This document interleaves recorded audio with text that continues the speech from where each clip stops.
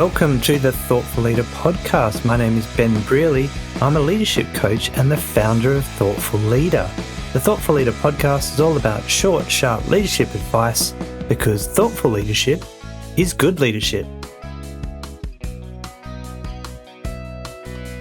Welcome to episode 252 of the Thoughtful Leader podcast. In this episode, I'm going to be talking about some common leadership excuses that can hold us back if we're not careful.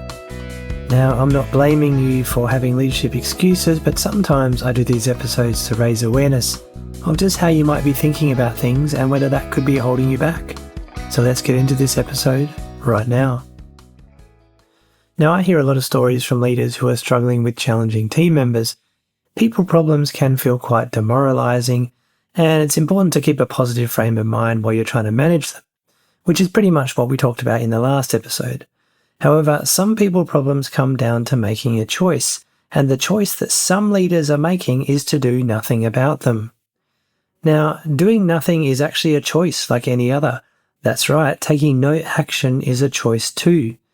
But none of the leaders I'm speaking to are happy with poor performance. They aren't sitting there comfortable with what's going on in their teams. Nevertheless, some of them aren't taking action to manage the people problems in their teams.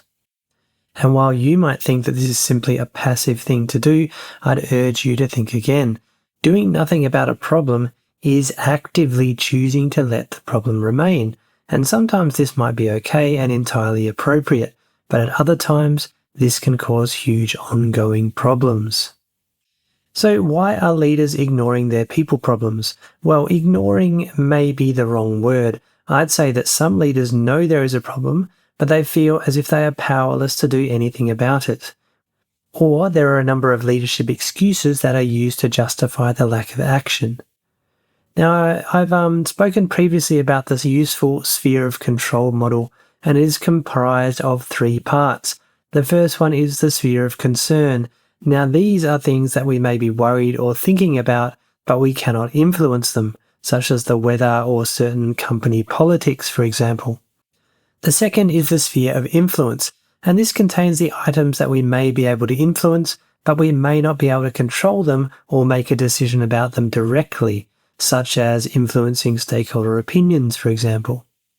And then we have the sphere of control, and this contains the aspects that we can directly control and make decisions about, such as our actions. Now, I find this a very useful model for mapping out what's troubling you. Then the idea is to focus most of your energy on those things you can influence and control. However, it is not a very useful tool when we convince ourselves that things are out of our control when they really might not be. So, when we believe we can't influence or control anything, everything starts to fall into the sphere of concern. Once we have convinced ourselves that this is true, we excuse ourselves and we no longer feel the need to take action, because if everything is out of our control, then it's not our fault, right? There's a related article I would get you to check out as well called 6 Steps to Deal with Behaviour Issues in Your Team. I'll put that in the show notes page as well. The show notes page for this episode is thoughtfulleader.com/252. Okay, so let's see if these leadership excuses are present in your workplace. Sometimes we have a variety of ready-made excuses that convince us that we are helpless. Now, of course, it is entirely possible that your situation is very difficult and you can't do much about it. But before we just leave it at that, let's look a little harder at some of the common leadership excuses I hear and see if we might not challenge them a little. Now, leadership excuse number 1 comes in the form of the phrase, "Oh, they're brilliant." So a common refrain I hear about difficult employees is that they are technically brilliant and gifted. I once had a business owner tell me about one of her managers who was a nightmare to deal with. Now, this phrase is often accompanied by a statement like, "They upset people from time to time." So that's right, we're letting this person off the hook because they're technically capable. And as a result, they have free rein to run amok, causing conflict, frustration, and a loss of productivity. Leadership excuse number 2 is the popular, "Well, they really get things done." Now, this is one of my favorites and I hear it quite often. The person who steamrolls people engages in conflict and is generally a very direct communicator. but leaders put up with them because they get results, end quote. Now, a manager once told me that they had a certain person who was likened to a wrecking ball who we let out when we need to get something done. Now, that's interesting because you might ask yourself, well, what cost is this person having on the organisation, even if they are getting things done? Now, excuse number 3 is one I hear that goes something like this. Well, they know everything about a certain topic. This is another classic excuse. The person who knows everything about a system, a process, or a subject to the point where they have made themselves indispensable. They have what is known as expert or knowledge power, which they are using to their advantage.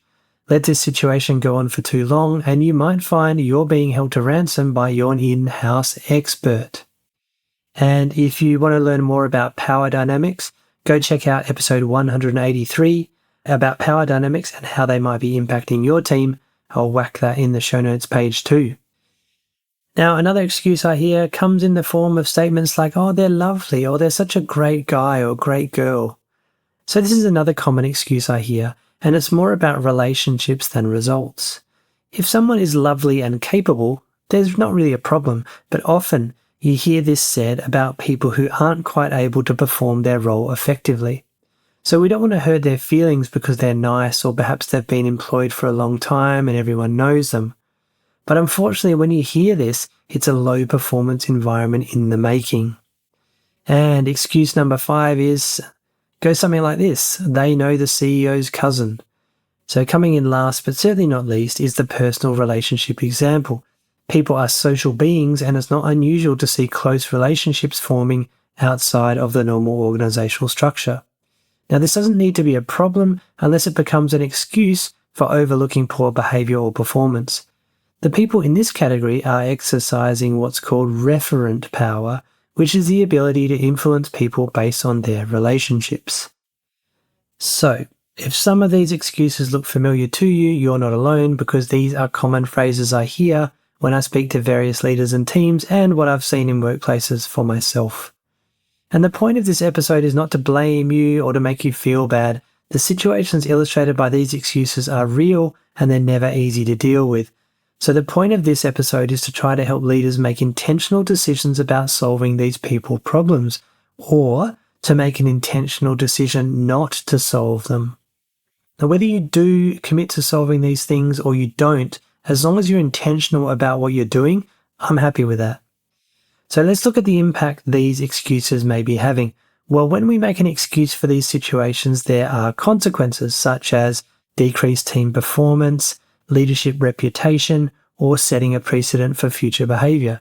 So let's go through them one by one. So decreased team performance. Well, letting poor performance or behaviour flourish will impact team performance. It could be because there is a greater unresolved conflict, or that team members lose motivation or quit when they see people getting a free ride.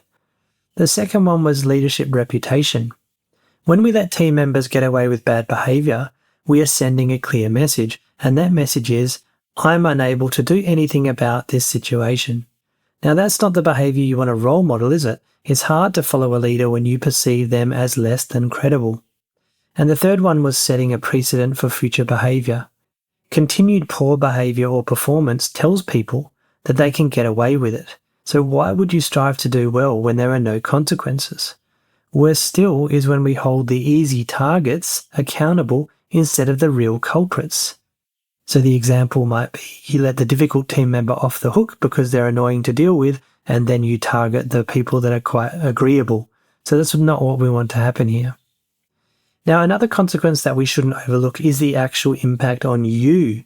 The nagging feeling that maybe you should be doing something about this situation. Now, you know it's wrong, but you're not sure what to do, or you're struggling to find the courage to do it. So what can we do about it? And each of the situations leading to these leadership excuses are different, and the solutions may vary. Now, many of my previous episodes or articles capture specific advice about dealing with these challenges, so I'll leave a list of relevant ones at the bottom of the show notes page as well. And I think we often know what we could or should do. It's just about motivating ourselves to do it. So one thing I'd suggest is that we should be measuring the hard and the soft factors. Now, a foundational step in being able to tackle these sorts of challenges is to be able to measure performance. Now, you'd be surprised at the amount of team members out there who don't really have formal objectives or targets to work towards. Objectives give people a target to reach, which helps to hold them accountable. Now, if they delivered only 5 things when they were meant to do 10, that's clear and quantifiable.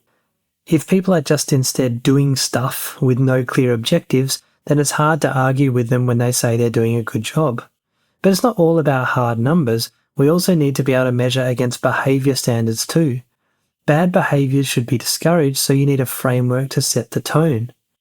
A set of company or team values or behaviours is one way that we can do this. They act as a set of ground rules, which we can reference if we see something we don't like. For example, if your company holds up respect as a core value, this can help you to call out disrespectful behaviour more easily. And there's a couple of related articles I'd recommend. Setting team goals, tips for thoughtful leaders, and the second one is why no one cares about your company values and how to fix it. Those are in the show notes page, thoughtfulleader.com/252. And if you have a moment, it'd be great if you could leave a positive review for this podcast. If you enjoy it or get some value from it, it'd be much appreciated. Just put a good rating in your app of choice so we can spread the word of the podcast around the globe. Thank you in advance. So now we want to tackle the mental side as well. It's not all about measuring performance through objectives and KPIs. We actually need to be mentally prepared to take action on these leadership excuses. And on that note, I'm going to leave you with a few suggestions.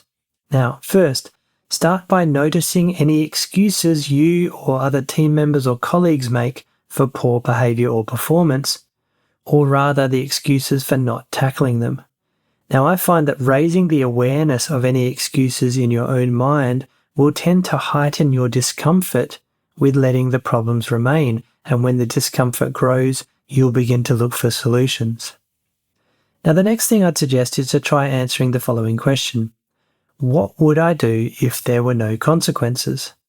Now, the answer to this question tells you what you really would like to be doing. From there, you can craft a practical approach to solve the problem by working backwards from your perfect no-consequence solution. The third thing I suggest is that sometimes doing nothing can be the right response depending on the situation, but if we choose that response, we need to make sure we're being intentional about it. So if you choose not to tackle the problem after all, say this to yourself out loud. I'm choosing not to tackle this problem because, and you can add your reason at the end there. Yep, and I'm serious about that. Say it out loud on purpose, and you'll feel it if you think you're taking the easy option and cheating yourself when you say it out loud to yourself. So I said I'd leave a bunch of resources there in this show notes page to help you tackle the leadership excuses, and they range from power dynamics to negative behaviour patterns to the 5 C's of performance management, challenging conversations, avoidance, having direct conversations, or asking a leadership question if people aren't doing what you want. There's a bunch of stuff there in the show notes page, so I won't go through them all and all those solutions because there's lots of them there. But hopefully this episode maybe raised your awareness of some of the excuses that you might be telling yourself to stop yourself from having to engage in some unpleasant or awkward situations. Now, it's fine if you intentionally make a decision not to tackle something, but if we just do it instinctively, that's when I've got a problem with it. Okay. Thank you very much for listening to this episode. I would love to hear your comments on this one, and whether you find yourself slipping into any of these excuses. You can leave a comment on the show notes page, thoughtleader.com/252. It would be awesome to read your thoughts on this topic. Okay, thank you very much for listening once again. I'll be back with more in the next episode.